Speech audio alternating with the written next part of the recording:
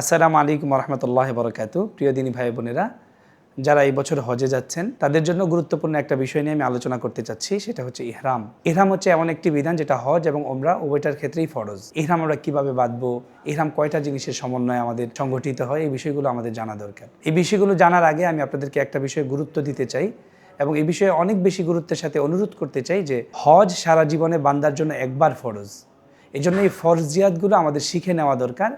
হজের বিধান, ফরজ, ওয়াজিবগুলো আমাদেরকে ভালোভাবে জেনে নেওয়া দরকার। এজন্য সবার কাছে অনুরোধ থাকবে, আমরা হজে যাওয়ার আগে আমার ওখানে থাকা, খাওয়া, ট্রান্সপোর্ট কী হবে, এর চেয়েও বেশি গুরুত্বপূর্ণ হচ্ছে আমার হজের ফরজ কোনটা, ওয়াজিব কোনটা, আমার ওখানের বিধানগুলো কিভাবে সুন্দর করে আদায় করতে পারি, এই বিষয়গুলোকে আমাদের জন্য জেনে নেওয়া। হজ এবং ওমরার মধ্যে, উভয়টার মধ্যে একটা গুরুত্বপূর্ণ ফরজ হচ্ছে ইহরাম বাঁধা। ইহরাম হচ্ছে নিয়ত এবং তালবিয়ার সমন্বয়। আমরা সাদা কাপড় পরি, ইহরাম সাদা কাপড়ই পরতে হবে এটা জরুরি না, তবে সাদা কাপড় পরা সুন্নাহ। পবিত্র কাপড় পরে আমরা, পুরুষগণ দুইটা কাপড় পরবে, একটা লুঙ্গি, একটা হচ্ছে চাদর, আর মহিলারা তাদের পরিধানের যে পবিত্র কাপড় আছে সেটা ইহরাম হিসাবে গণ্য হবে। এই কাপড়টা পরিধানের পরে আরো দুইটা কাজ বাকি থাকবে। একটা হচ্ছে যে নিয়ত করা। নিয়তটা আমরা কিভাবে করব? কেউ যদি শুদ্ধভাবে আরবিতে পারে সে করতে পারে, তবে আল্লাহ সুবহানাহু ওয়া তাআলা সমস্ত ভাষাই তিনি জানেন। আমরা বাংলায় করলেও সেটা আমাদের জন্য খারাপ হবে না, বরঞ্চ সুন্দর হবে।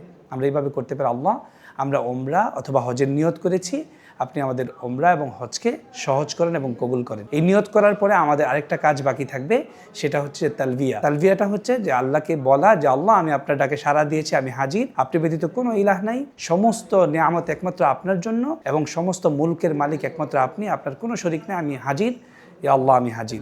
এটার আরবিটা হচ্ছে লাব্বাইক আল্লাহুম্মা লাব্বাইক, লাব্বাইক লা শারীকা লাক লাব্বাইক, ইন্নাল হামদা ওয়ান নি'মাতা লাকা ওয়াল মুলক লা শারীকা লাক। তালবিয়া পড়া, এই নিয়ত করা এবং এই ইহরামের এই ফরজ বিধানগুলোকে আমাদেরকে ভালো করে জানা আমাদের জন্য খুবই জরুরি।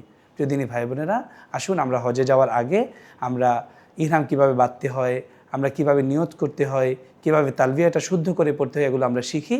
তারপরে আমরা আল্লাহর ঘরের দিকে রওনা দিই। আল্লাহ সুবহানাহু ওয়া তাআলা আমাদের সবাইকে তৌফিক দান করেন, আমিন।